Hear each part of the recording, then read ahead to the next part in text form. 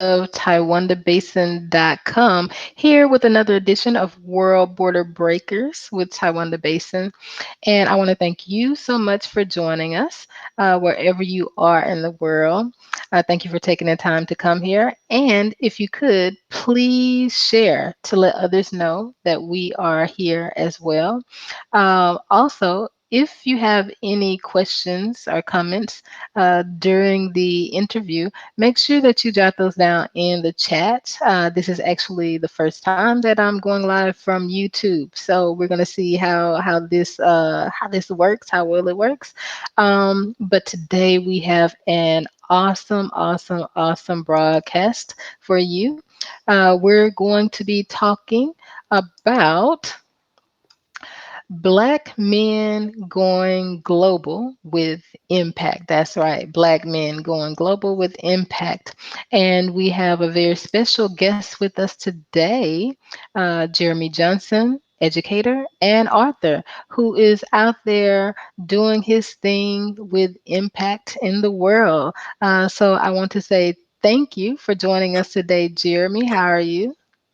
I'm doing absolutely wonderful, and I appreciate you having me on. You are very welcome. So, guys, we're going to be talking with Jeremy today again about Black men going global with impact. So, again, make sure that you share. There should be a link for YouTube on my channel that you can go ahead and send it, email it, whatever it is, share it on social media with others to let them know that we're here so that they can get in on the goods of this conversation today about Black men going global. And again, I want to thank you for joining us. So let's go ahead and dive right in, Jeremy. You are an educator and an author. Could you tell us a little bit more about yourself? Yeah, well, as you stated, I am an educator. I'm a bit critical of my own writing, so I don't yet call myself an author, but I do like to write. But I'm from the United States, from Texas. Grew up in Dallas, Texas, born and raised uh, in Oak Cliff. My neighborhood is Woodtown, which I'm extremely proud to be from. Grew up in a family, very close knit family, loving mother, loving father, siblings, bunch of cousins, grandmothers, grandfathers. We were just a tight knit family. We still are, and I'd be remiss not to mention that you know all of that has a lot to do with the person you are sitting down speaking with right now. Awesome. Cool. Okay, so being that we're talking about Black men going global with impact, can you tell us where have you actually been abroad and also where you are now? Well, I've been to a host of countries. My first trip out of the United States to a different country was to the United Arab Emirates, UAE, or to most people is referred to as Dubai, even though Dubai is not the country. It's just, yeah. It's one of the Emirates of the country. But I took a job there in 2013, and that was my first time out being out of the United States.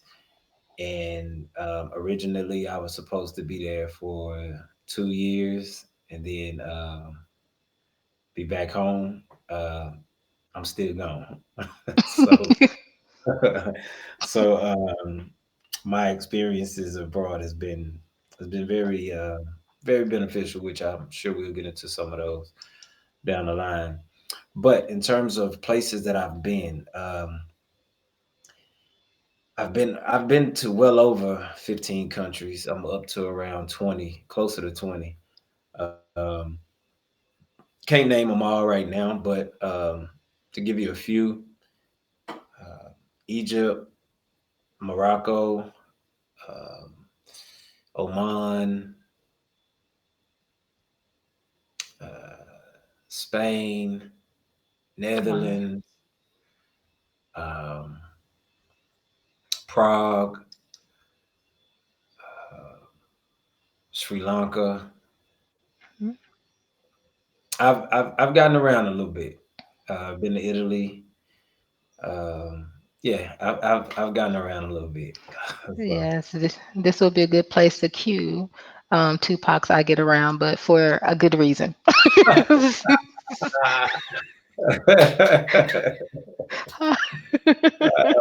okay. Okay, okay. Just to let you So, guys know on alert, I can be a little bit corny at times. So, okay, so yeah, um, you know what? That was actually a good one. That was a good one. That was. okay, so right now, you are in Morocco. Can you tell us what has it been like living there, like in terms of people, food, fashion, weather, whatever you can share with us? So the cost of living here in Morocco is really low.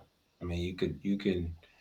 Before I moved here, I kind of did my research on what the cost of living here would be, and a single person living here um, can get by around with for about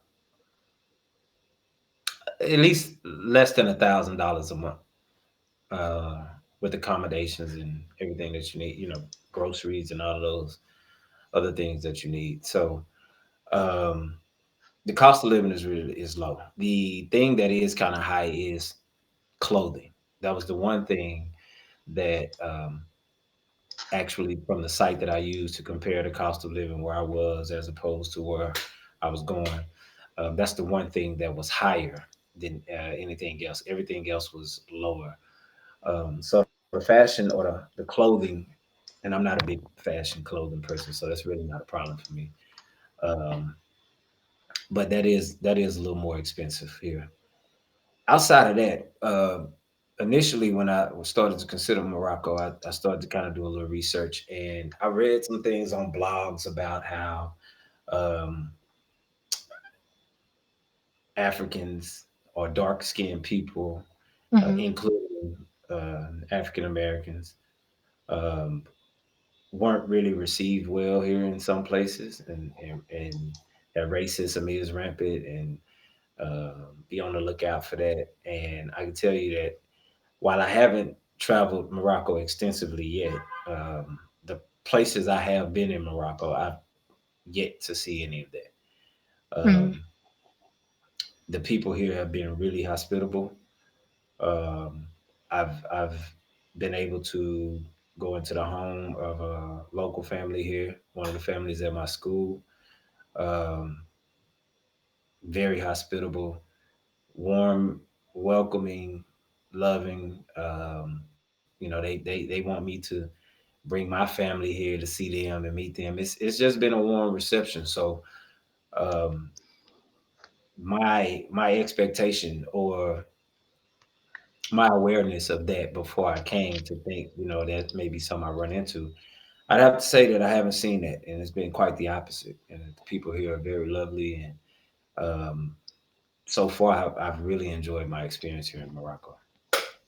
Okay, that's really good to know. And I'm glad that you mentioned about doing some research before you actually went there, that you did find some things that were kind of negative in terms of maybe other people's experiences Yeah, there, which is again like a good point that you brought up. Like I work with people who want to travel abroad, like I do, and I often share about my experiences as well, like online. And so, one of the key things I think people should do is do research. However, in doing that research, know that everything may not be exactly how you think it. Sometimes it could be better. Sometimes it could be a little bit worse. yeah, um, but as you mentioned, you read about some people's negative experiences, which can be valid. But the whole thing for us to keep in mind as we're doing research is that people are people all over the world. And there are going to be people, basically, we all have like same needs, or the similar needs, wants, desires, and things like that. And when you mentioned that there, I remember before I left the USA for the first time, I went to Korea and we had to do interview at the consulate or embassy wherever you are, and the person who was interviewing us was Korean, and I kind of prepared myself before going by connecting with people from Korea, and the experience I had with them was different from like some other people, like this one agency recruiting agent of his own company, which was more so negative, was more like what you were talking about. Right. He mentioned not being ethnocentric and things like that, and incense, and where's this coming from? But anyway, the interactions I had with the people online that I connected with were awesome, were great. And so he asked us a question. I can't remember if it was, what do we think about Korean people, or what do you think about Korea? So when it came around to me, I was like, I think Koreans are very nice. And all of a sudden his facial expression changed and he was like, no. He said, as a matter of fact, he said some Koreans can be, he said they can be downright rude. He said, just like anybody else, just like you go to New York or somewhere else. So at first I didn't understand. Like, I was like, on the outside, I probably look like this. But on the Mm-hmm. inside, I was like, I mean, do you want me to come to your country or not? That's on the inside. But I see what he was doing. So he was Right. trying to, you did the research, so you were expecting something negative, but you were met with something more positive. Yeah. Um, so when he shared that with me, I wasn't set up to where I was like, "Oh, everybody's so nice," and then at one time someone is rude or they do something, then all of a sudden the entire population or the entire land is Yeah. horrible. Yeah. Yeah.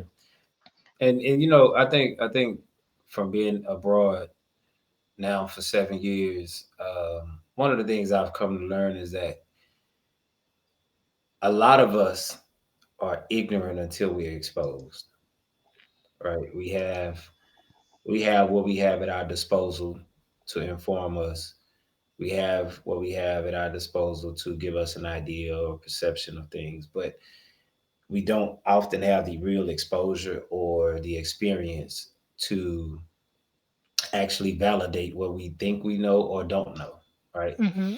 And so, for me, one of the things that I'm able to do, or one of the things I try to be conscious of, is making sure that I don't try to put what's normal and what's right, um, for me and my culture. I don't try to put that on other people's cultures. Um, I just try to embrace what is in front of me. And I think that attitude has helped me to be able to embrace and adapt, and be flexible throughout my travels. Hmm.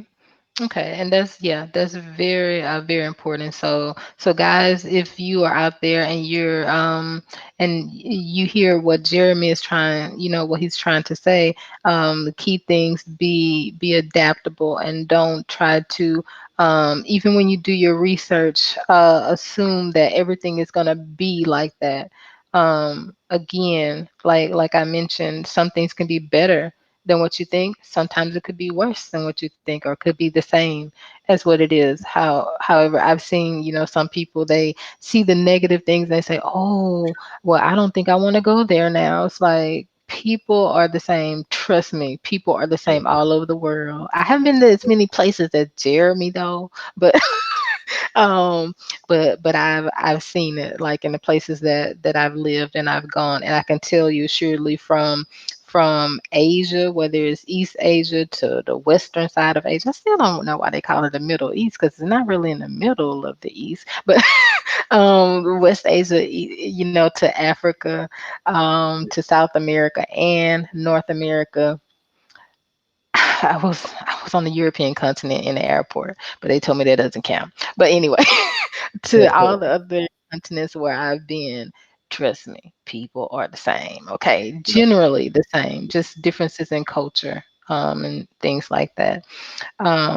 Okay, but yeah, you just shared a whole bunch, like from that one question, Yeah, Jeremy, yeah, about Morocco. Now, today, because we're going to be talking about Black men going global with impact, something that I noticed is that mainstream media kind of depicts what it wants to depict about certain things. And that's something I've noticed since I've traveled to different countries when I've actually turned on the TV and seen what they're watching and things like that. But as a whole, when it comes to traveling or living abroad, going abroad, um, we don't get as much about black people doing it. However, when we do, it's mostly about women. So we're the ones who are putting that information out there. Our mainstream media is also starting to give shows to some women who've been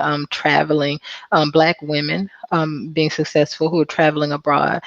However, it doesn't really show everyday hard working black men like yourself going abroad. They may put like the celebrities here and there, like Akon. yeah, Akon, who I know has the book as well. I saw that. I saw that on Instagram. He has the book. yeah, Um, so we hear about the celebrities, the one or two celebrities that are out there, but there are many others that are going abroad and doing things. But again, like I said, we don't hear enough about the everyday hardworking black men that are out there, making an impact in the world where they're going. So that's one of the reasons why I want to have you on here, because I saw the book that you guys have put together, the book Going Global, and it details, what each of you has experienced since you've been abroad, like in your journeys.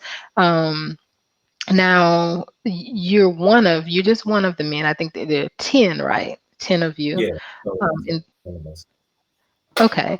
Now, can you tell us a little bit more about the book Going Global and actually how it came about? Like, how did you guys get the idea to put that out there, or that it was even needed? Um, yeah, absolutely. I could talk about this book all day. Um, it was the brainchild of Jason Etheridge, and I think you know Jason. Yes, from A&M. And I can't. I'm gonna be honest. I can't even tell you. I can't even tell you.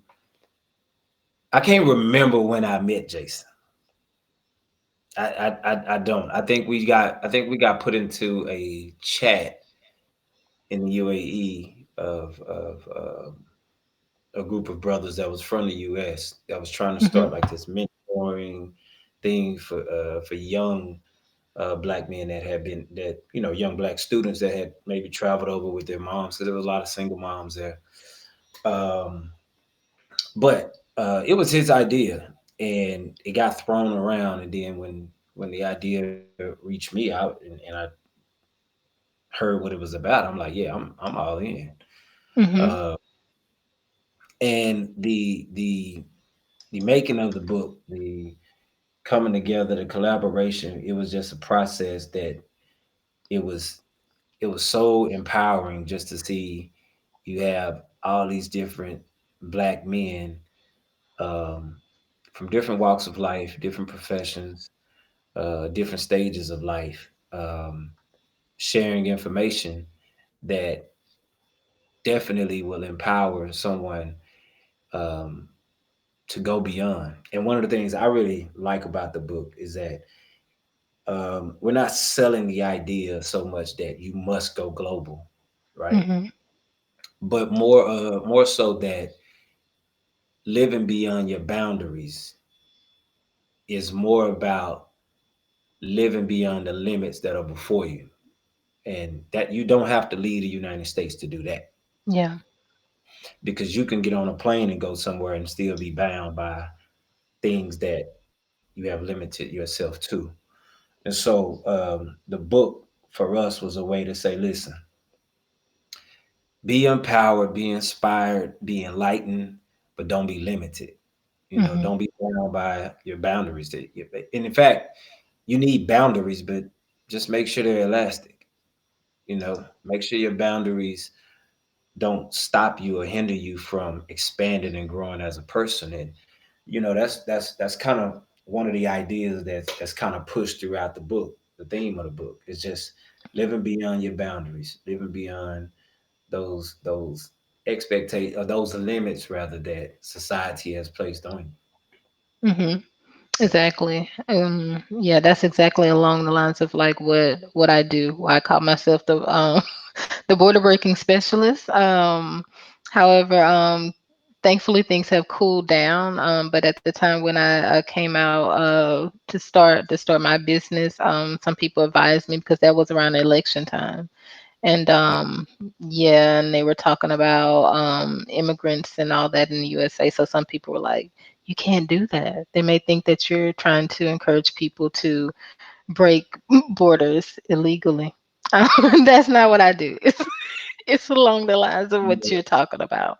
yeah, Like, but you know what? Sometimes you gotta let people. You know what? If that's what you want to think, that's fine. Think it. But this what I got. This what I'm going with. This what I want to do. And you just live that out. Sometimes people. yeah, I just thought that was quite interesting. But yeah, to their dismay, I did keep it. So yeah. Yeah, But that is so awesome that you guys have done that. And again, like you said, in order to be global doesn't mean that you actually have to leave the US or leave your country where you are, because I mean, there's ways that, just like we're going live right now, someone may be watching us like in Russia somewhere or Thailand. exactly. We're going global through the use of technology. So definitely, yes, I commend you guys on that, and hopefully, more people will be able to get the book. Because I think you guys are like all different ages. I think Yeah. that are So young. Hmm. I was gonna mention one of the authors in the book is his name is JJ. Hmm. He's actually Jason's son, Hmm. and arguably one of the best chapters in the book.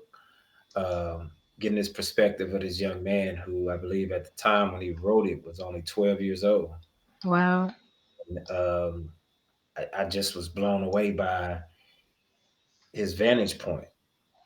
I was blown away that he was at 12 getting this opportunity with guys who were 30 and 40 years old, right? And um, I believe he is he is who we really are inspiring to push, right? Hmm. Because it's hard to change people's minds after they're 30. um, Yeah. it's just certain mindsets that are hard to break. Um, I've always said that I think we spend our 20s trying to figure out what we want to be. We spend our 30s trying to figure out who we want to be. And, for a lot of people, once they hit a certain age and they're comfortable with themselves, unfortunately, there's not a lot you can do to change them unless the change is intrinsic. Hmm. But the youth, the younger ones, they looking for something to latch on to, something to hold on to. And I feel like a book like this is mandatory Hmm. for for young black men, young black uh, men looking to just trying to find their ways. Say, look, man, if you're not happy with your situation, you can change it. Yeah. You don't have to be stuck in a certain situation, and don't limit yourself to only think this is the only situation you can be in. Exactly. Exactly. Exactly. Again, like you mentioned before, being able to have those boundaries and allowing them to stretch, um, to go past them, not to be limited, as you said. And I think that was a good addition for you guys to have. little JJ. I'm in there. I think it's big JJ now. Yeah, but yeah, yeah, yeah. but that would be awesome for like the younger generation because a lot of them have no representation of any black men like being abroad again besides like military because that's mostly what the mainstream kind of depicts is that if you are a black male you're probably abroad like in the military and I'm pretty sure you probably get that asked especially like if people go to like Southeast Asia or East Asia they'll probably think that you're part of like the military um, Yeah, or, or teacher sometimes, but usually the military for black men, they wouldn't assume that you're like a teacher necessarily.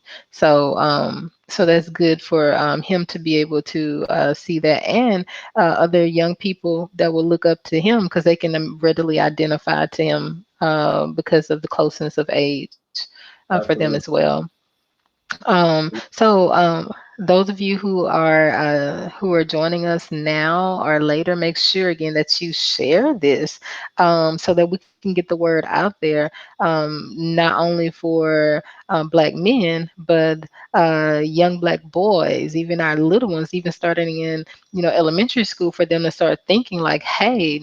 Because again, they may only see the world as traveling, like I'm going to the military, for them to start thinking, hey, I don't have to necessarily go to the military, and they can start thinking about this like when they're young, kind of like giving them the opportunities then to expand Yeah. their outlook. Um, is you mentioned that, and one of the proudest moments I've had being abroad is when my nephew was 8, I believe. 6. No, he was Hmm. 6.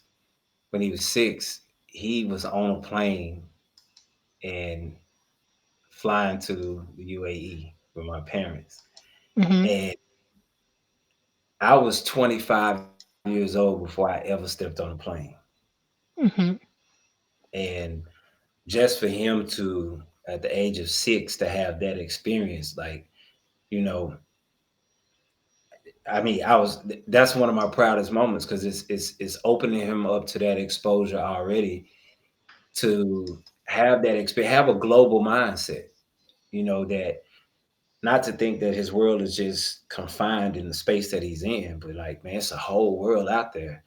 Yeah. And, if you're not afraid, um, you never know what the possibilities are. Yeah. Even when you think about the book, um, that was this is actually the second book I've been able to be a part of as a co-author. Both of those experiences happened while I was abroad. Hmm. Uh, and it's just the things that you're opened up to, um, the exposure. It gives you more knowledge and more depth about people and about life, and it's just something I really appreciate. Hmm.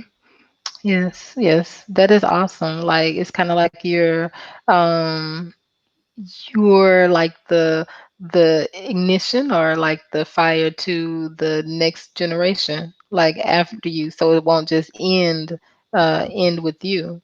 Oh no, it can't. I have a little cousin. I have a few little cousins now in university, and one of my little cousins, Zaria, man, she's a little older than my other two that just started, but Zaria is amazing. She's an amazing young lady. She is, and I mess with my aunt, who's her grandmother. I mess with her all the time because she'll say, I ask, well, how's Z doing? And she'll say, Z's doing great. And she'll say something like, Z is thinking about going to study abroad. And out my mouth without even thinking about it, I'm like, go, tell her to go. Just go. Get a bag and go. Like, just get out of there. And I really do. I think it's just so much that you're opened up to, that I encourage anybody who is able to go. And I mean, that made me think about this. Um, and I don't know if we were going to get to it a little later in the interview, but it's on my mind now, so I'll just Hmm. talk Let about it that. out. One of the questions that I'm often asked about me traveling and being abroad and all of this is, How do you get to do it? And a lot of people think they can't travel. Mhm. And I've said this to a couple of people before. You know, man, it's not as hard as you think it is, Yeah. right? And those $200 pair of Michael Jordans that you're wearing, that's your passport. Your whole outfit, that's your plane ticket. You go without, uh, you miss the club 2 weeks out of the month. That's your hotel money. You know, like it's not as hard as you think it is to travel if that's really something you want to do. And Yeah. I just encourage people, man, you should do it. You should get out, travel, Okay. as hard as you think it Okay, is. so did you guys hear that? Like, I would know what it would be like to have some 200 and some dollar Jordans because my mother, she told us, like, my brother had to have these things because he was a boy. but but we had other things. Me and my sister had other things. It didn't matter like the name brands. But yes, definitely, guys, if you are spending 200 some dollars on some Jordans, like he said, that's your passport. The passport, I think, is like maybe just 100 or something. I think, I or believe it's less. 150, I believe, but you know, Yeah. it's about sacrifices, you know, and Hmm. um, you know, what are you willing to sacrifice for what you want? Exactly. Yeah, Exactly. Exactly. And since you're mentioning like your family and everything and getting them traveling, it was so cool. Because when I shared this with some other people like privately and was like, if you know anyone that may be interested, especially young men who want to travel abroad, share with them. And so one of my older cousins had wrote back to me. He said he had just applied for his passport. So I was like, oh my goodness. So yeah, so yes, even like we talk about the younger generation, but there are others who are older as well. Like it doesn't matter 40, 50, 60, 70, 80, hey, even 90, I think, if you want to still do it. travel. Exactly. Get out there. It's Yeah, never too late as long as you got breath in your body. Like so yeah, yeah, uh, yes, and for those of you who are with us, again, make sure that you share. And if you have any questions that you want to ask Jeremy while he's here, because he's had so much experience. I mean, again, like he said, he's nearing or close to like 20, or may have been to like 20 countries. He couldn't name them all, but but he named a few of them for us. So if you have any questions for him about his travels, about the book as well, make sure you jot those down. Or if you just have a comment that you want to share, put those in the chat for us. And I see a couple. Oh, a couple that are here. Cool. Oh my goodness. Yeah. So I'm gonna just share a couple of these. I don't know if you can see them. Can you see the comments as well, Jeremy? yeah. I can, and yeah. I can see some of Okay, them. so I'm gonna put a couple of them here for you all to see because you may not see in the chat. But Dottie Williams, and again, thank you all for joining us who are here with us. We appreciate it, and I hope that I'm saying your name right, Dottie Williams. She says that exposing minority youth to global possibilities of employment was a very important point made by Brother Johnson. Okay. And it really, really, really is. And Marcus, thank you for joining us as well. Mentions budget travel is a sport. Okay, Yeah, okay. you know, it is. It's a sport, but you know, you can do anything. Mhm. You know, anything is possible. You can do anything. Yes, exactly, exactly. And Hannah, thank you for joining us as well, Hannah. She says that she agrees. She expands that it expands our travel expands their perspective on a completely different level. Yes, yes, yes, yes, yes. And I see you guys are getting interactive with each other in the chat as well. Marquita agrees with you, Marcus.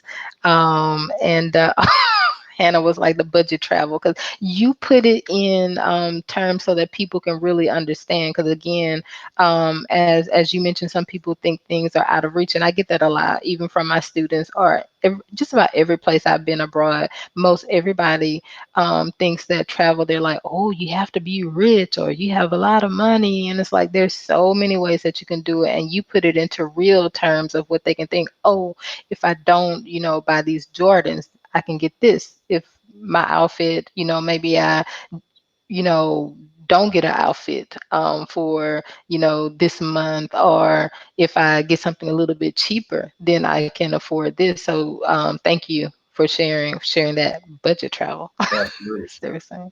Absolutely. Yes, yes, I yes. see one question says, "What age did I realize I wanted to travel?" Mhm. Uh, you know what? It's funny, and I've told this story to my pops. When I was like in grade five, grade six, grade five, one of them, I got picked at school to go on this trip that was going to be on the East Coast. Mhm. But I had a asthma attack maybe 2 weeks before that trip, and my mother she just couldn't stomach the idea of me going miles and miles away from Texas on a trip, and I just had that bad asthma attack, and so I was not able to go, and it was going to be traveling all up and down the East Coast, and I was tore up about it. Like I was really looking forward to traveling, and um, it was funny because after my travel started, I knew then, it was something about it was something intriguing about just going somewhere new. But I told my dad, I said, man, I said I was gonna travel to the east one day. I said I just didn't know it'd be far east, when my Mhm. travel started. So I think the idea of me traveling started early, but once I actually made the trip to the UAE, I think that's when it kind of got going for me. Mhm. Okay, Yeah. okay, cool, cool, cool. But yes, I see you guys are here. You are definitely encouraging and you are proud of, of Jeremy for what he's doing and the impact. Again, you guys are also showing the impact that he has been making on people as well through the comments that you share with us. And so I want to also ask you what initially, since you talked about when you were younger, this particular instance. So what initially made you want to travel abroad when you were going to the UAE that first time? Um, well, so I started doing a program every summer after because I started teaching 2007, and every summer I would work this program, and in that program, it would fly. I was able to fly all over the U.S. during the summer. Like it was the whole summer I was flying over the U.S. We would put on these enrichment programs for different students, and just the thrill of getting on a plane, off a plane. I mean, I was on a plane every week, right? Packing a bag, getting on a plane. The hustle and bustle of getting on and getting out. So it was all new to me. I hadn't. I only started flying. My first flight was when I was 25. Mm-hmm. So it's still all new to me. Now, Yeah. at this point, it's kind of like sometimes I'm like, man, I don't want to be at no airport. But at that point, it was like, oh, all of it was exciting because it was new to me. Mm-hmm. And so I actually met a lady uh, that I work with there who told me about a teaching program in UAE. And she was like, yo, you good with kids. I think it may be something that you should look into. And I interviewed for it the first time, and at that point, they had stopped hiring males for primary school. Mm-hmm.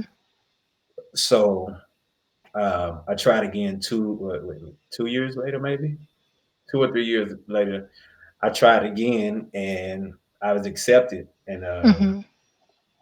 after they offered me, like I knew, like it was no question if I was gonna go or not. I think it came at a point in my career though that I was beginning to feel kind of burned out. I hadn't really learned how as a professional to have balance where I took care of myself as well as I took care of my profession. Mhm. So for me, it was also kind of a way to not allow my fire to go out for the field of education, Mhm. um, and still be in education, but being something that's just totally new, something that's going to stretch me, something I have to, almost relearn over again, become new to me again. And so I think that's what it was at that time. It was just a breath of fresh air for me. Mhm. Okay. Okay. Cool. Cool. Cool. So, when it comes to your journey, I don't know if you want to share a little bit more from your story and going global, the book going global. Give us a little taste of your journey. You can, like, if you want to make it short, because I know you want to give it all the way, because y'all need to get the book, okay? Give us, there it is, going There global. it is, going global. Com. Thanks to all those who have supported already. We've gotten some incredible support behind the project. Hmm. And I have to say, my people back home, they are phenomenal. They really are. Like they really get behind me. They really support me. They want to see me doing good, and it's like, I can't even really put into words the amount of appreciation that I have for that. But my story in the book, I titled my chapter "Make Sense and Make Sense," right? Hmm. And I'll just turn to the chapter real quick. But for me, that's what the move to the UAE was. It was a move that made sense, and it made sense in terms of the way I thought about it. Hmm. Can you see it? I don't know. Make sense and make sense. Yeah, we can see it. Yeah, Making sense and sense. making sense in a sense. Hmm. And so it made sense for me because it was a decision I made without fear. Um, I grew up around some pretty strong men. My dad is my hero. Like that's my guy. Um, and just the way we were brought up, it was to not have fear about things. Like don't be scared or nothing. And the move never really scared me. So for me, it was an easy decision to say I'm gonna go because here's one thing I do know: if it didn't work, I always knew what I could do is come back. Hmm. If I got over there and everything just blew up, blew apart, fell apart, I can always come back home. I can do home. Home is easy. I can do that Hmm. with my eyes closed, right? So, um, not having fear to me, it made sense to just go and explore and see what was out there. You know, I was having a conversation maybe a couple of days ago with one of my good friends, and I was telling him, when we think of opportunity, sometimes we think of the sacrifice is going to cost us and what we might lose. We don't really often dwell on what we may gain from the sacrifice, right? And so for Hmm. me, like when people said, "Oh, you're gonna be without your family. You're gonna, Yeah. they hurting and killing people over there." It was just all kind of stuff. Yeah, that's a whole nother conversation. But it was all kind of stuff that was thrown at me as to why I shouldn't. But none of that scared me. And since I wasn't scared, I packed my bag and I left. And that made Hmm. sense. And going, I knew that financially it would also be a good opportunity for me to build a nest egg and not just build a nest egg, but like, you know, really put myself in a good position financially. Hmm. That's why it made sense. Um, because here's the thing about living abroad, especially for educators, and I would say other professions as well.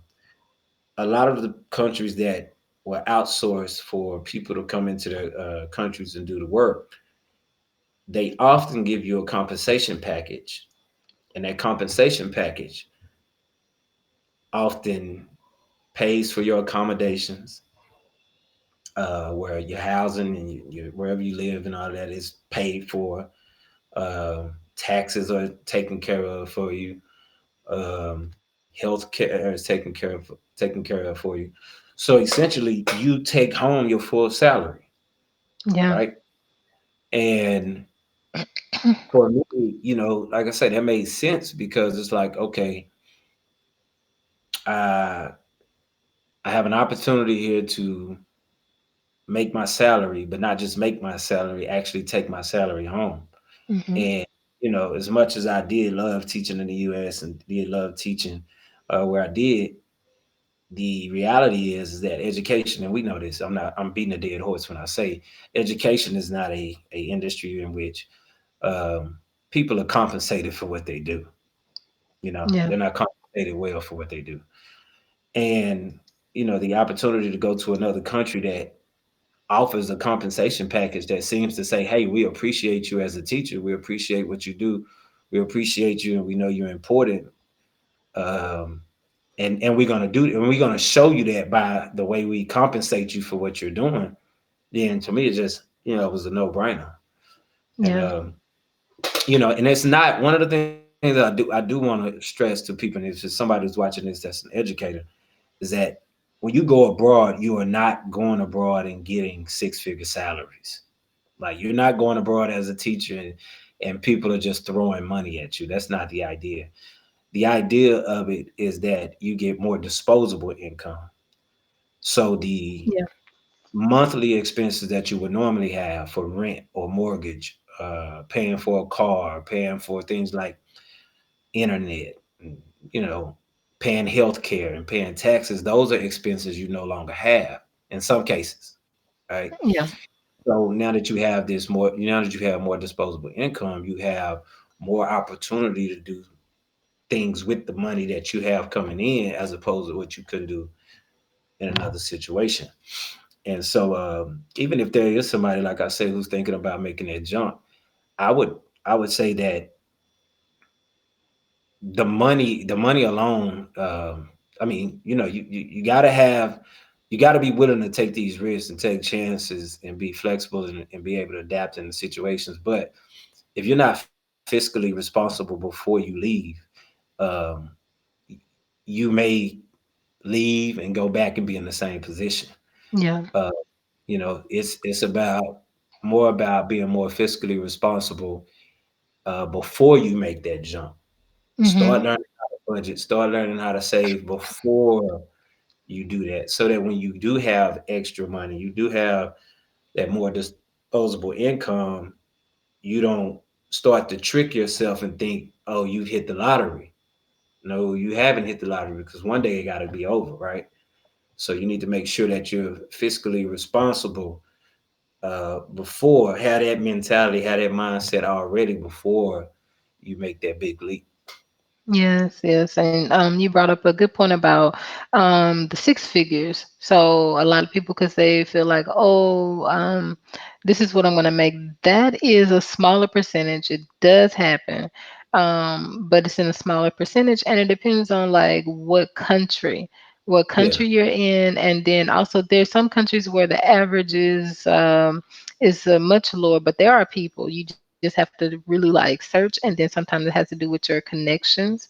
right. um but yeah, I see that too. Some people are like, no, I want to make this, because usually, again, this depends on the region or country you go to. You're still going to be making more than what you need to live off of. So that's something you guys got to think about, because if you're back in the USA, let's compare like 3,000 a month in the USA, taking out taxes, retirement, all these other things, and then you got to pay your bills, just like Right. Jeremy said, as opposed to going to what, China or Korea, where you're making 3,000. No, potentially. Sometimes it's like less than that. But the cost of living is gonna be like way, way below unless you're doing what Jeremy said and you are not being fiscally responsible and then you're trying to live like this, then yeah, or you're trying to live in a city center, where it's like triple what it Yeah, is, yeah, if you live further out. So those are things you have to consider. yeah. Uh, I mean, um, I give you an example. If you got somebody who's a teacher, say, right, and let's just say you net monthly, you take home, just say $4,000. You take that home monthly, right? yeah, Now, there are places you can go work abroad where you will get $3,000 a month, no questions asked. yeah, Well, somebody would say, "Well, no, I can't take that job because I'm making 4,000 now. I bring home 4,000 a month now, and then you just only gonna pay me 3,000. But out of that 4,000, you still gotta pay rent, right? yeah, And you still paying for other things that are eliminated once you do decide to make that jump. Whereas if you go and take a salary for $3,000 a month, every month you only making $36,000 that year. I get it. Oh, that's not any money. But are you saving $1,500 a month hmm, in the States like you could be somewhere else? You see exactly. what I'm saying? So the fact that you taking a lower salary, yeah, that's true. But on the back end, what are you doing with the salary? Like I said, if you were making if you were making $3,000 here, just I'm gonna use Morocco as an example. If you were making $3,000 a month in Morocco, you could and you were a teacher here, living here on a salary with the compensation package, accommodations, and all that taken care of, you could easily send home $2,500 a month Yeah, and live off 500 if you wanted to. cool. So it's like I said, it's about being fiscally responsible and changing, kind of changing the perspective of not just seeing dollars come in, but Yeah, how much you're keeping. Right? hmm, You can come in all day, but how much is going out? yeah, Uh, so it's just about kind of changing that perspective. But like I said, I think I became a little more fiscally responsible after um, being abroad yeah. by going global. It kind of helped open me up to that. Hmm, Awesome, awesome. I think I hear like a course in the works. Okay. So thank you. Thank you guys. We see that you're very active in the comment section. We're going to get to some more of your questions and your comments. But first, I want to ask you, Jeremy. So, how has all this impacted your life? Um, I would I would I would sum it up with just saying growth. Mhm. Um, you know, one of the narratives that has been created is perpetually sold in the U.S. is the people of the Islamic faith of violent and they're hostile and they hate Americans and they hate Christians and they hate all other religions and I could just say that since I've been here, been here and been in the UAE, I have not. That has not happened one time. I have not seen that, and it has helped to expand myself in not allowing other people to write narratives that they know nothing about. You Mhm. know, so it's just helped me to be more loving and tolerant be more uh, accepting of people's cultures and where they come from, and realize that um, they're people just like me. Like they have families that they care Yeah. about. They watch things on TV that makes them laugh. They like to hang out with their homies. They're just regular people. Mhm. And without the narratives, we miss. Well, with the narratives, we miss that. Mhm. And so, yeah, it definitely one of the things has just been the growth as a person to learning and just trying to love people. Uh, I will say, being abroad has also made me just want to be a learner of everything. Like it's so much information out there, so many cultures, there's so many different people, different walks of life, and I'm interested in all of it. Mhm. Like I'm just interested because it intrigues me. Mhm. Cool, cool, cool. So we're gonna get to just a couple other comments. Mustardizer, I hope I said that right. Said, what was the best thing you've obtained physically or mentally from traveling? Um, I'd have to say Mm-hmm. courage and strength to be who I am, to stand firm on things, that make me who I am as a person, but to also embrace um, other people. Mm-hmm. Uh, it's, I mean, I think you got to have that courage to be able to do the traveling. You got to be that have that courage to kind of be who you are while you're doing these things, but also uh, be ready to embrace people who may not look like you, think like you, talk like you know. And I think that's one of the things that I've obtained, and also just like I said, a lot of knowledge, Mm-hmm. a lot of knowledge about just things that that we may not have learned in school. You know, that would have to be. I would have to say that's been two of the things that I know I've gained mentally, physically. Physically, to be honest with you, I've eaten a lot better since I've been out of the states, and I exercise a whole lot more than I did in the states, and that's because the dynamic of work allows you uh, it allows you playtime. Like there's a balance. Where Yeah. in the United States, if you're a teacher, you go to work at 8 o'clock in the morning. You don't get home to 6 o'clock in the afternoon, 7 o'clock in the afternoon. By that time, you got enough time to eat and get ready to do it again the next day. Whereas many times abroad, that's not the case. There's a balance between work and life, and so physically, I think I'm probably in some of the best shape I've been in a long time. Do you want to show us like yeah? I'm sorry, like the people trying to sleep. I mean, I'm gonna do another comparison. book. I'm gonna do another book. I might throw a picture or two in there.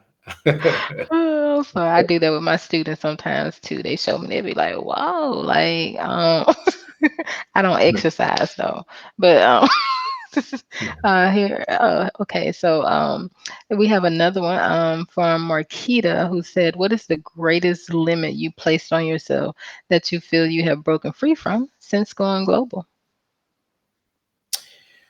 I would have to say the biggest limit I put on myself was being concerned that the people I love and the people that support me, um, I guess trying to make sure that they would be okay with whatever I did.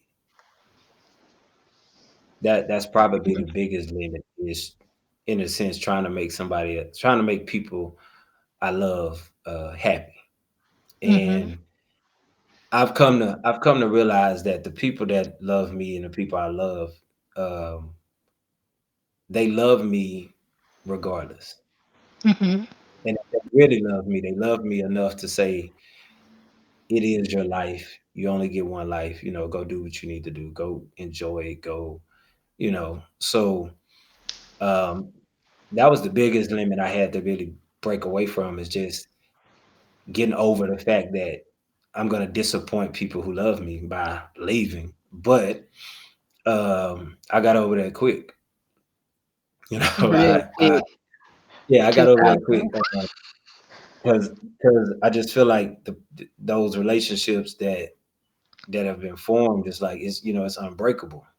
Like, it's nothing, it's no time or space that could really separate those things. So So, if me trying to do something better for my life, or me trying to improve the quality of life, or me just trying to find things in life that makes me happy, mhm. if that you can't be happy about that, I don't know if you're really on my team anyway. Mhm. you know True. True. so True. uh that was probably the biggest thing I had to get over. um my dad, he, like I said, that's my guy. He gave me his blessing right off the top. It was like, son, it's your life. You go live, man. Go see what the world has to offer. My mama, that was hard to sell. She Mhm. was she wasn't trying to hear it, but she eventually got on board with it. So, after those two were all right, then I feel like everybody else just had to fall in line. Yeah, yeah, it's like you just gotta do some things, or like, one of the things I think about from hearing people throughout life, because I ask a lot of questions, okay? When I just do it in my mind and I observe, or I ask people directly, is a lot of people have a lot of regrets in their life, and then there's a lot of Yeah. blame, name gaming, that goes on towards Right. the end of life. So and so kept me from doing this, or because of Yeah. this, If I I didn't do would. that. Yeah. Yeah. Yeah. So I definitely, I do not want to be one of those people. I do not want to be one of those people that say, you know what, I should have done this. I'd rather be the person that said, you know what, I did that Yeah. and I should. Like, I want to say I did it. I experienced it. I tried it. I'm not afraid of failure, so I'm willing to try it. Mhm. Mhm. Mhm.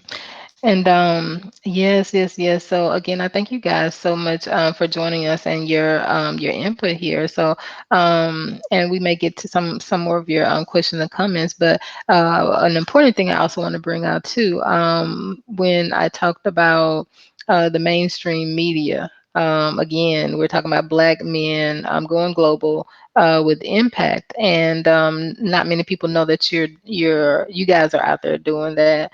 But most mainstream media that I've seen, again, about Black men and Black people in general. Again, I've been to different places, so I've seen it and hear like the local people, what they think personally, because that's kind of how I travel. I don't really. It's not my goal to go to find like all the expats or anything like that.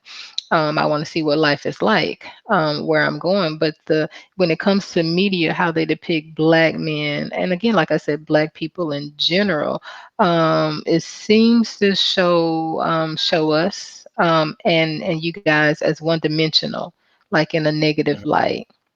So, what kind of impact do you feel you and other Black men who've gone global are having on the world when it comes to this? I think one of the things is that we're changing that narrative from the inside out, right? Hmm. Like you said, sometimes they shine lights on celebrities doing things, but the people closest to me, they know me. They don't know celebrities, right? Yeah. Just like my authors, the people that are closer to them, those people know them. They don't know the celebrities, and so I feel like when you can have that impact on people that are close to you, then you're touching. Those are the people that are tangible. Those are the people that can actually take what you you can impart something on them that you can see it have an effect. And so I think we're doing that. We're trying to change that narrative by touching the people that are around us first, Mhm. and planting those seeds and allowing those things to grow in other people as we see it.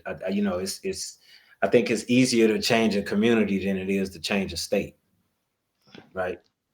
And so I think the impact that we have in our own communities is really the impact that's going to be pivotal in changing that narrative.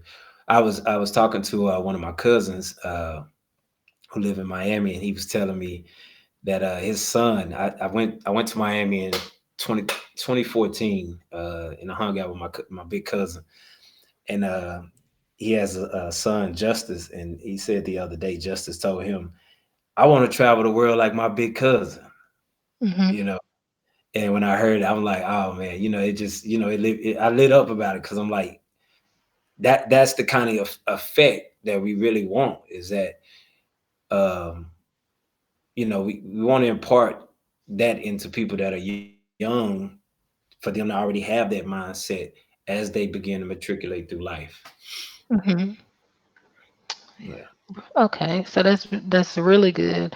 Um, and something else that again that I think or I believe happens as well is because of in our communities, yes, but also when you are abroad because of the media that people get again like when I was in I don't really watch TV. I kind of stopped watching TV like back before I started traveling. Every now and then I see it, or if somebody else has it on. My minor was in telecommunications, so I learned more about like media and how that actually works. And it was like, what? You mean the local news is almost like a TV show?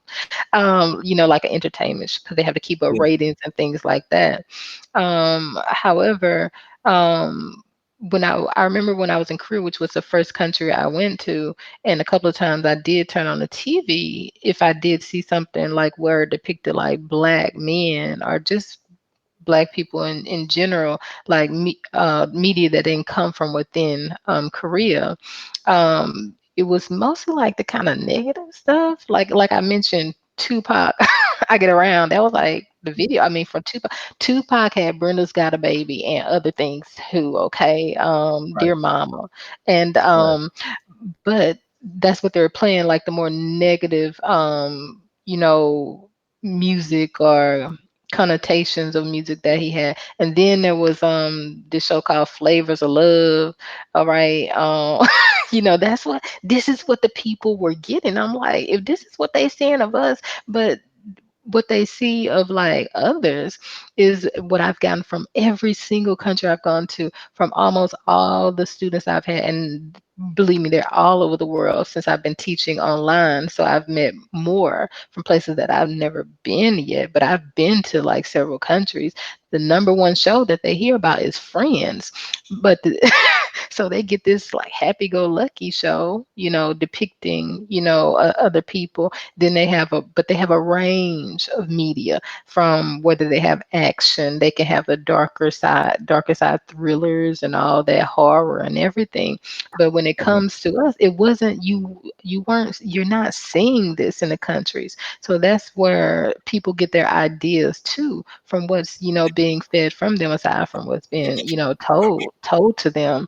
So when I think you guys are going abroad, and what I've experienced too is that you're there. So it's no longer just what they see on TV or what they're told. And like you mentioned, how you saw something negative when you did your research, but when you got there was something different, I think is even more powerful because you're there and they may have seen negative images like this or think, oh, everybody's like, what's his name on Flavors of Love, or this Tupac I Get Around, or everybody's talking like this certain way or things like Yeah. that. But when they see you, it will change. It will help to, take their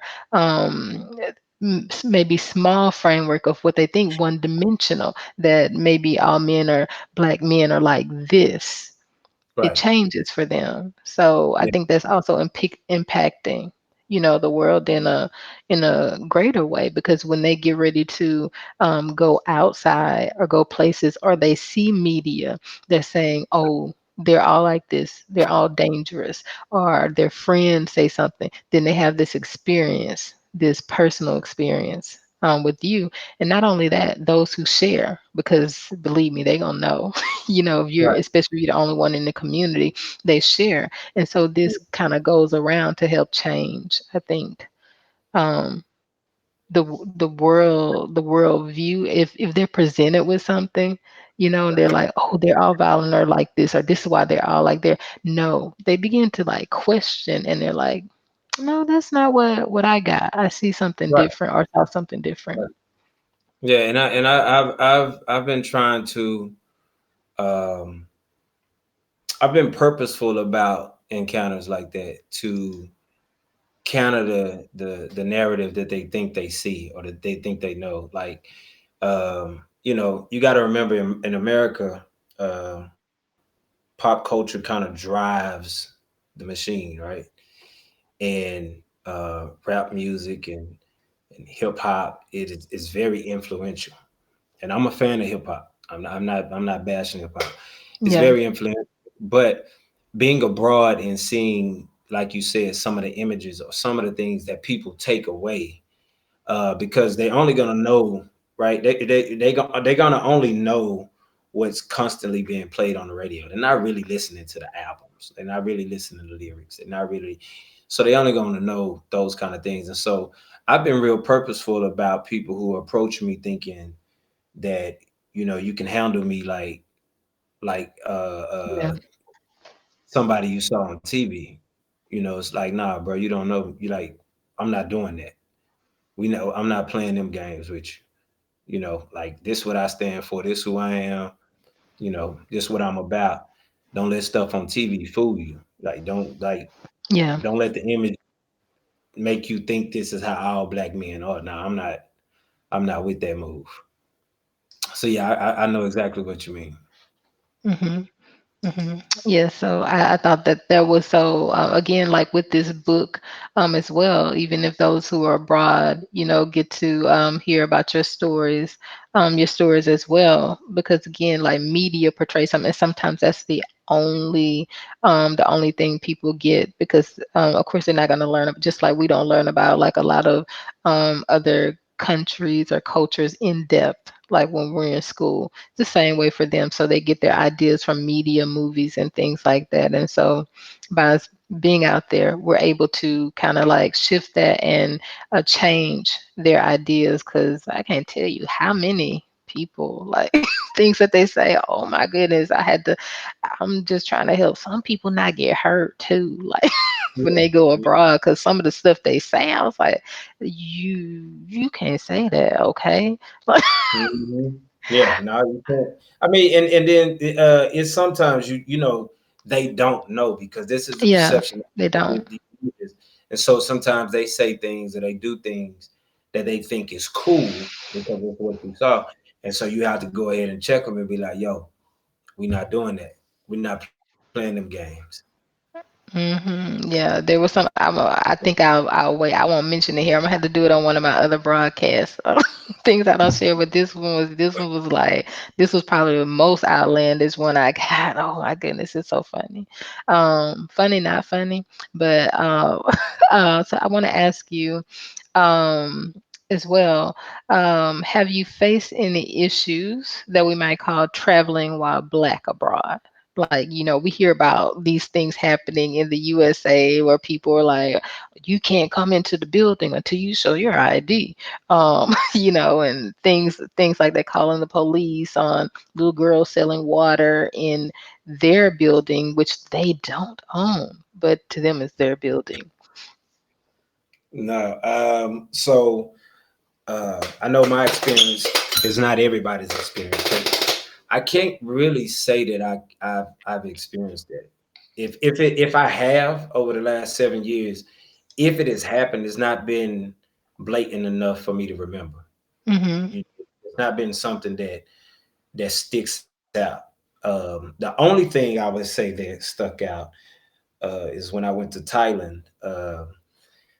and I kept being asked to take pictures.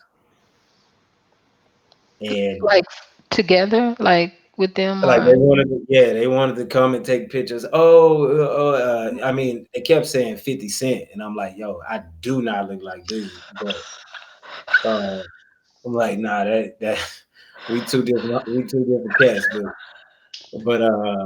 they don't know that they that think probably was the only situation I can really think of that seemed to be 50 somewhat Cent. traveling while black, but I really wasn't offended by it, because the approach I didn't think was they were trying to make a mockery of me. It was they're not used to Yeah, seeing black people in that part, in that yeah, region. So they wanted a picture to say, "Yo, we actually saw a black man." Now, if they called me a black man or not when they got home, I don't know. But yeah.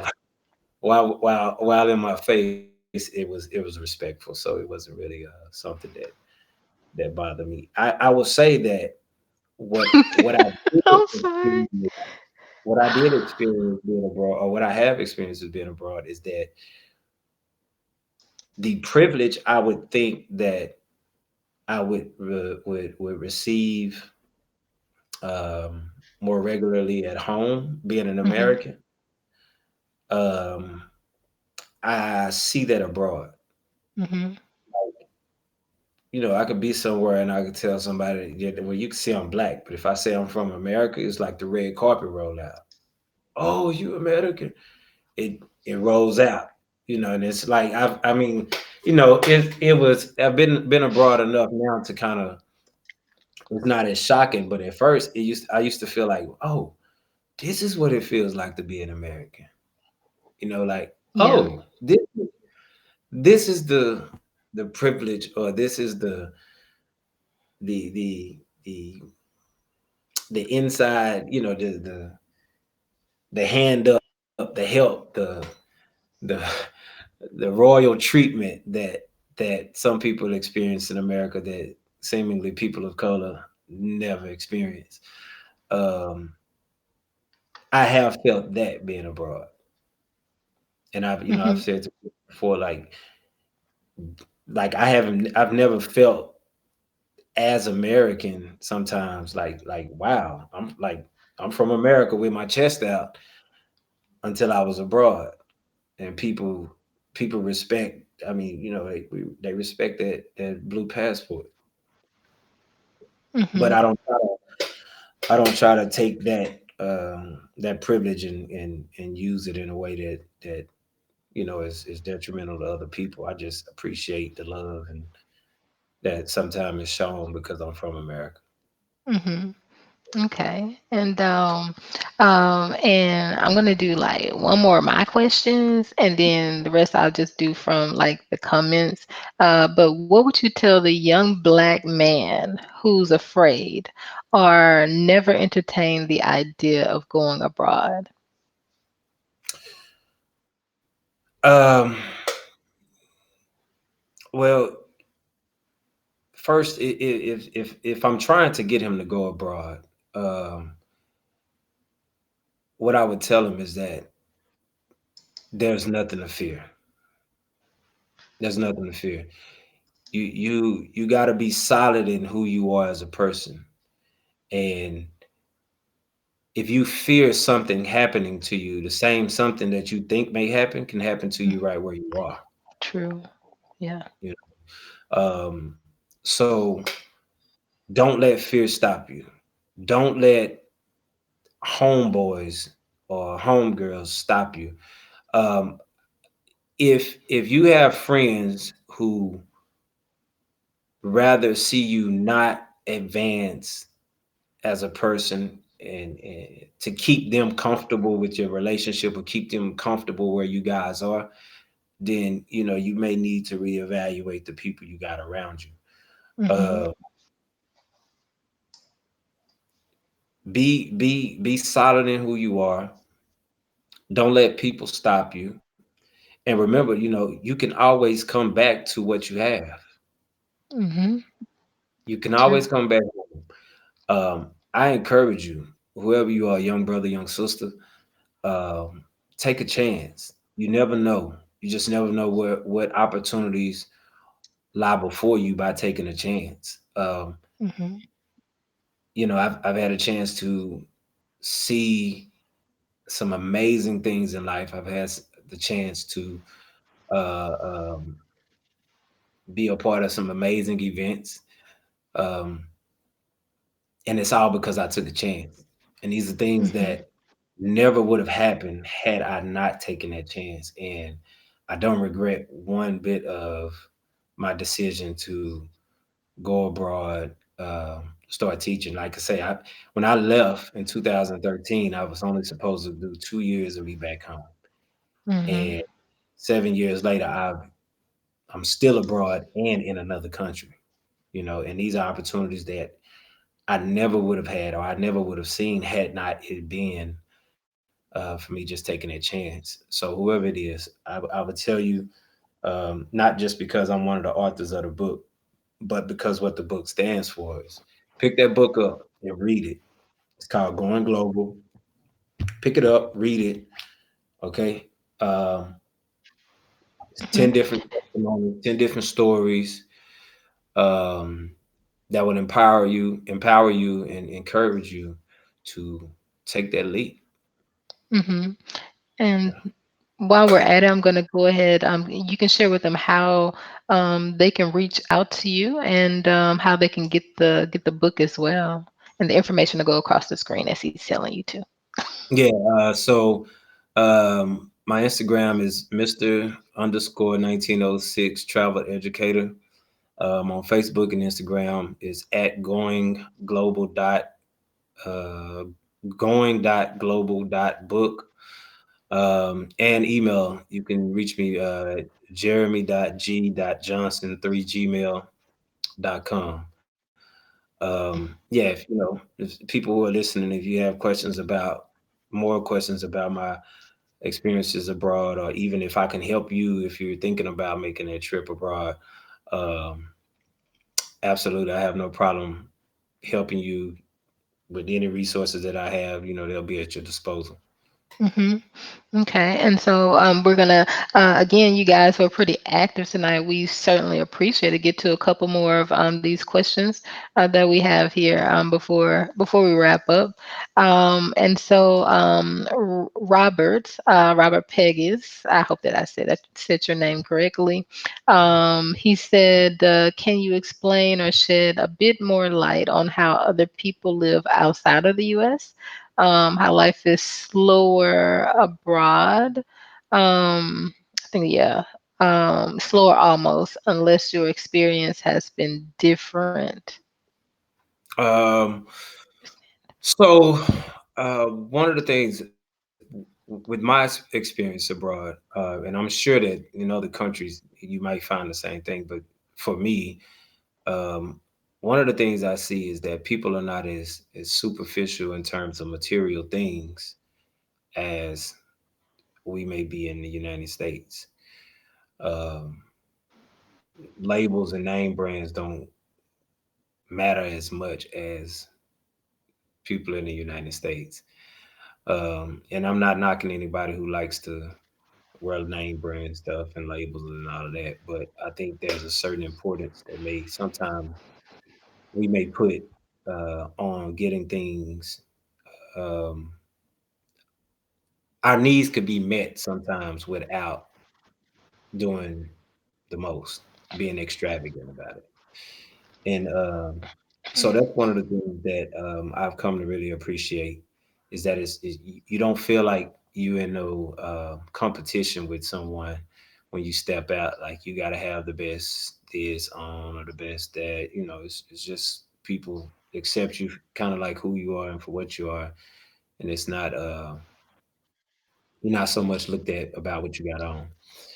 Um, Another thing that I really, really, really appreciate from the countries that I've been able to visit is the importance on on family.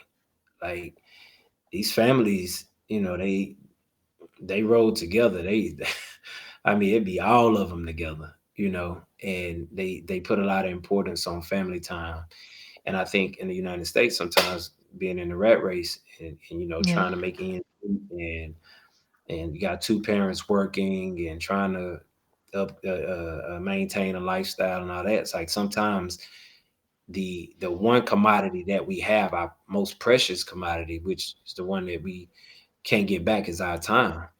And a lot of times, in the effort to make things happen, sometimes we lose sight of the fact that we just need to slow down and learn how to appreciate one another and enjoy one another. And so what if you can't get the luxury vehicle with all the bells and whistles? Uh, you was able to get a car, and now you don't have to work an extra 20 hours a week trying to pay for that car. You got 20 hours a week you can spend with your family. So that's another one of the things that I've been able to appreciate about some of the things I've seen with people outside of the US. Mm-hmm. Yes, yes, yes. That is awesome. And it is very interesting that you bring that up because I guess is it's kind of how people like see it because um yes, our culture is different.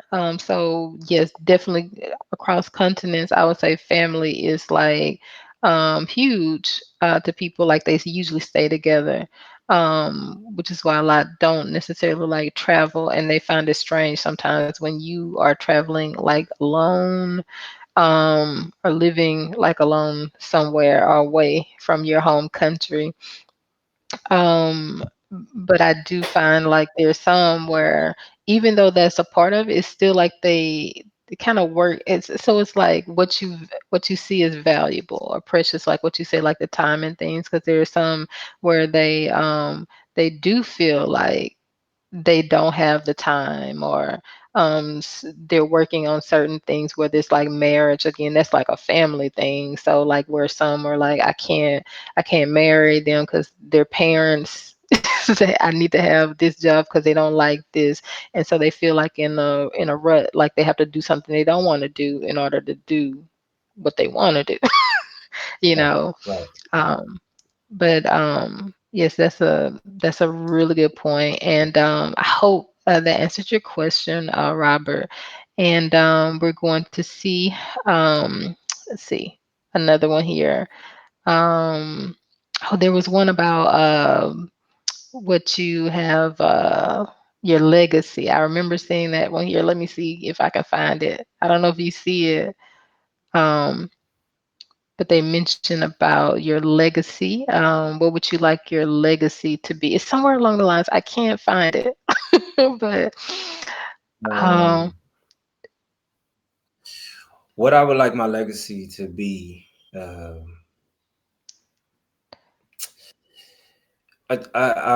when I go, I want it to be said that um, I was fearless about life mhm, and that I wasn't afraid to take chances.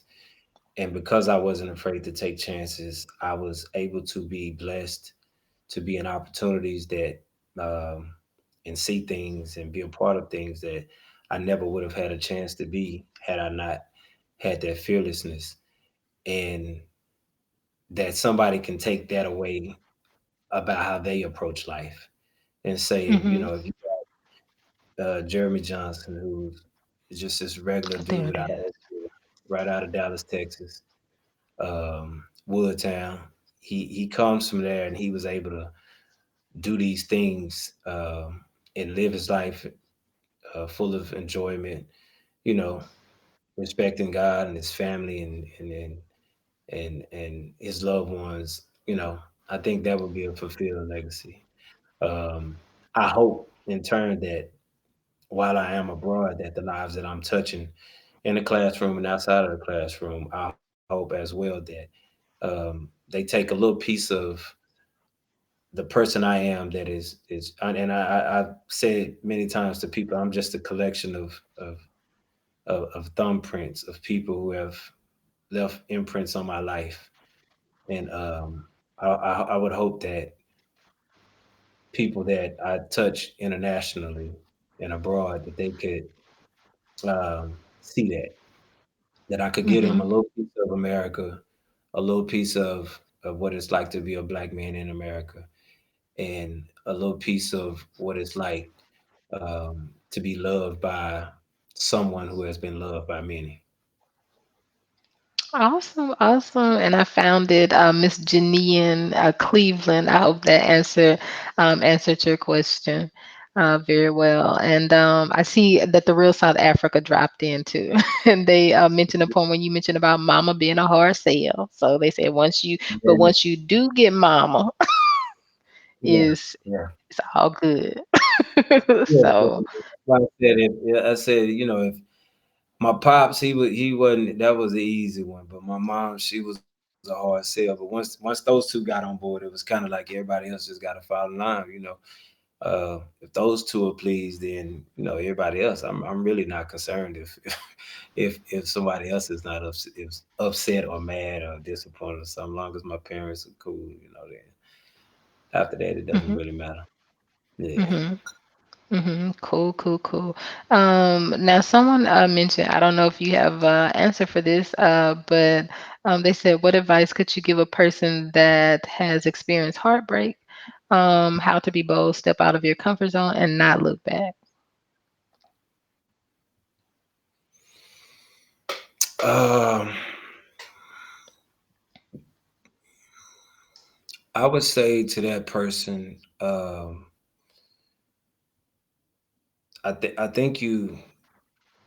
I think you kind of answered the question with that. You answered it within your question. Is just you got to be bold.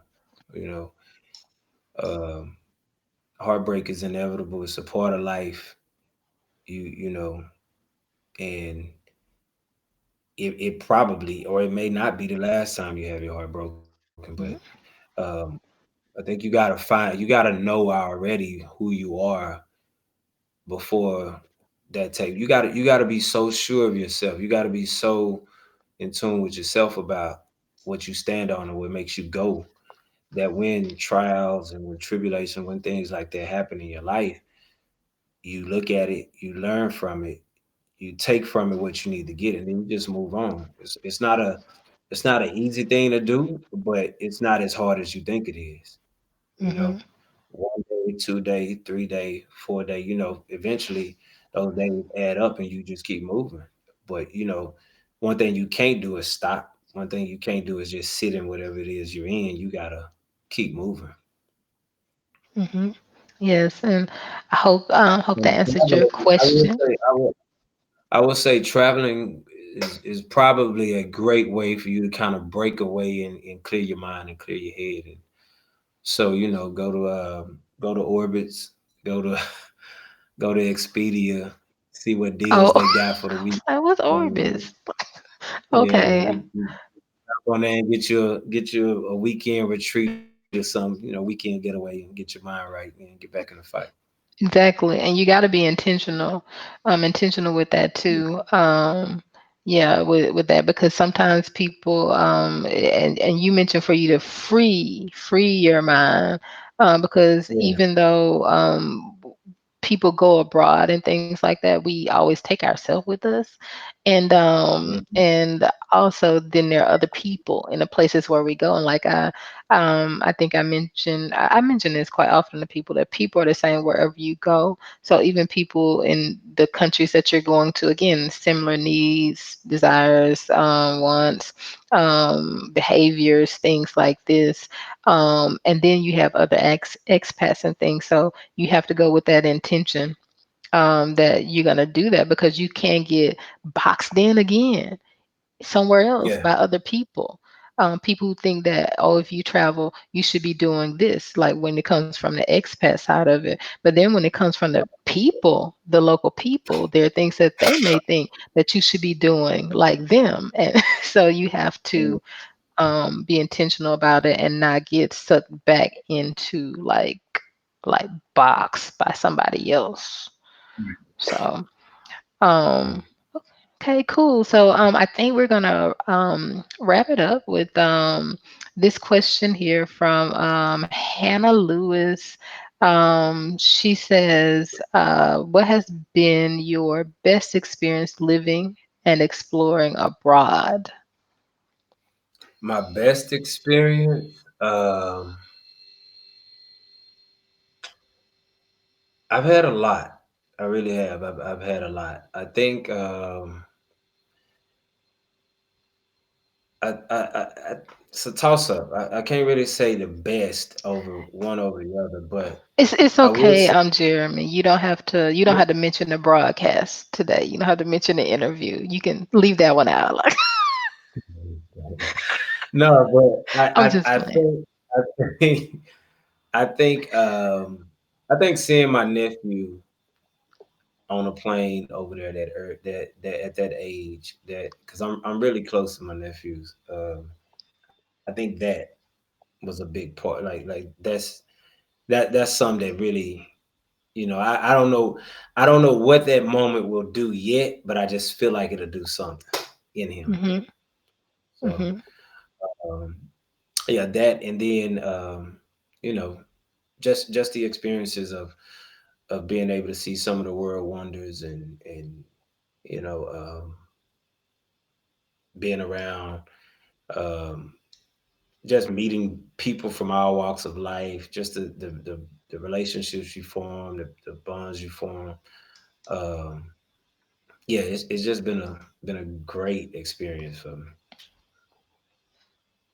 Okay. Okay. So awesome. Well, I think we've been on here like it's like almost an hour and a half. So there are lots of nuggets that have been shared here. So I know that this is going to impact people from years ahead. I believe that will be able to see this. And those of you who joined us tonight, it's going to be available. The replay will be available, so you can always share this. Share this with educators who are teaching young men, also groups who are working with young men, and not only young men, but anybody who you believe should be able to experience life abroad, and also seeing hardworking in the book Going Global, which you guys can get. Again, the information is going across the screen, which Jeremy is a co-author in. Share for them to pick that up and read about these stories of these young men in there. The youngest who was 12, as Jeremy mentioned when he wrote his story that's there. So they get to see living role models who are out there impacting the world. And you guys, if you need to rewatch it as well, share it. We want more people to get out there and um, to experience the world, to impact the world, and know that they have that option too, which is what Jeremy and the other co-authors of Going Global want to happen. So.